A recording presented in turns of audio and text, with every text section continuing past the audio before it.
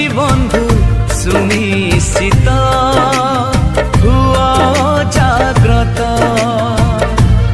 नरक दंड अछि बंधु सुनिश्चित हुआ जाग्रत केवल थरे रहिछि जन्म मृत्यु विचार परे रहिछि द्वितीय मृत्यु केवल थरे रहिछि जन्म मृत्यु विचार परे रहिछि द्वितीय मृत्यु बाइबल कहे आजी एक कथा सत एक कथा सत नरक दंड अछि बंधु सुनिश्चित हुआ जाग्रत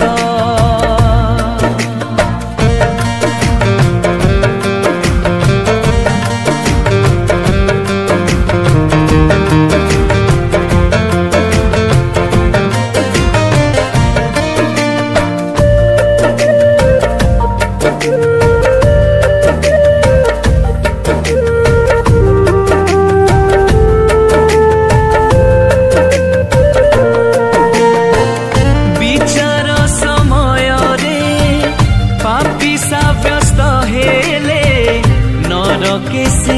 निक्षेप हेब दोष कलुष थिले अधर्म देखा देले पाताल कुंडरे पड़िब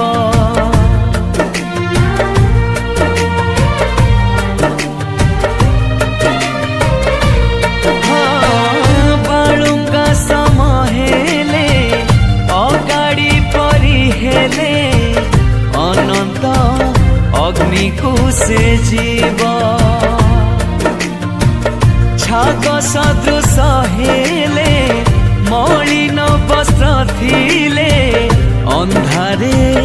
तांकु पका जीव जीसुंकु हृदय धारण